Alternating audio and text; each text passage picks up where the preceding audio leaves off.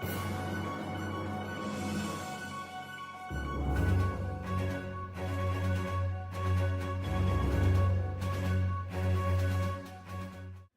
je m'appelle Mala, and welcome to this week's edition of Connaught News Network. Hello, my name is Colton. We are here for headlines for the week of September 25th to 29th. Thank you to all the families who came out to our Welcome Back barbecue. Thank you as well to the School Advisory Council for organizing the barbecue. It was a huge success. Teachers are busy learning a new way to help students. It's called an optimal learning environment. To tell us a little more about this model, we will go over to Mr. Johnson, who has some special guests. Hi, I'm here with Blair and Brenda. Tell us about your roles and how you'll be able to help teachers and students with an optimal learning environment. For sure. Well, first of all, thanks for having us.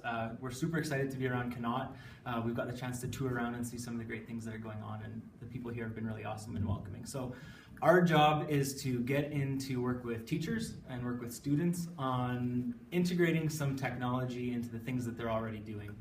We know that there's so many awesome things going on at Connaught, and so we get the awesome job of coming in, working with teachers to look at their instruction and the projects and the different things that they're doing, and we get to bring in some technology, things like coding, maybe some robotics, some of this stuff on the Chromebooks and iPads, and we're excited to be able to come in and do that.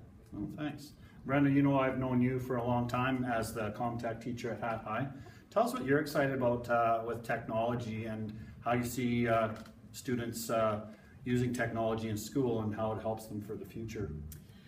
The really cool thing about the programs that are offered throughout our school district, one of the things I like probably the best about it is how it is that kids can take the knowledge that they're gaining right now, and they can either go into university programs, college programs, some of them can even get some certifications while they're still in high school, and they can go on in the actual workforce and get jobs using technology, and it's the technology that they've been learning in their classrooms. A perfect example is like over at Hat High, we used to do robotics. We have lots of kids going on in that industry. They're becoming game designers. We have two right now at Waterloo who are in computer science programs and something called megatronics, so they're working with robotics and all of that sort of thing.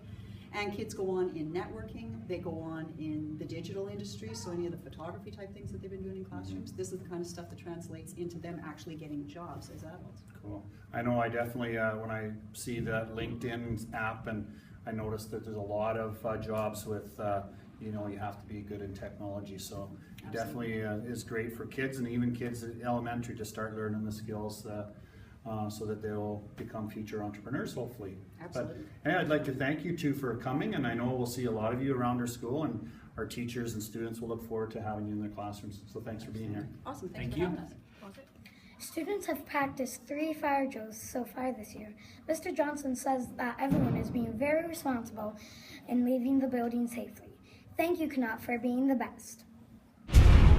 Future student assemblies go on Thursday. Grades 5 and 6 begin at 9 a.m., grades 3 and 4 at 9:40, and grades 1 and 2 at 10:30. Parents will be notified if your child is receiving an award. All students throughout the year receive an award. At 1:30 on Thursday, all the students will head to the gym for a motivational presentation called Bigger Than That. We have a new spot in CNN for sports news.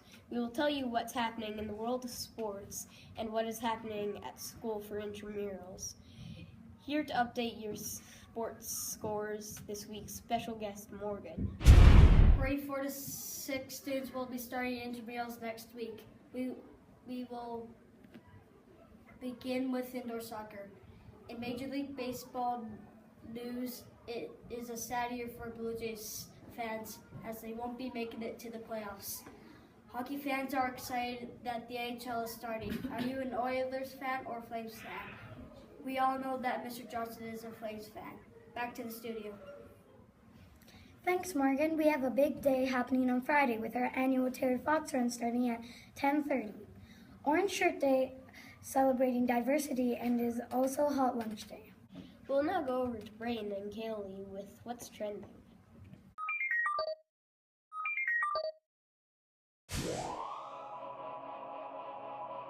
Hi, Kaylee.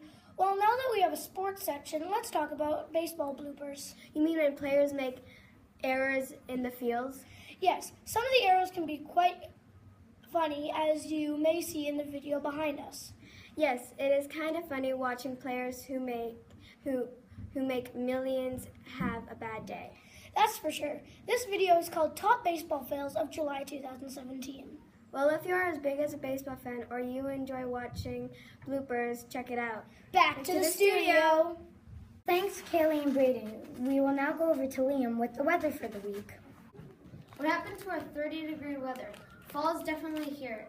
Expect seasonal temperatures this week with temperatures in the high teens and low 20s. It doesn't look like there will be any rain this week. Back to the studio. Thank you, Liam. We hope you enjoyed CNN. That is all for now. Have a great week.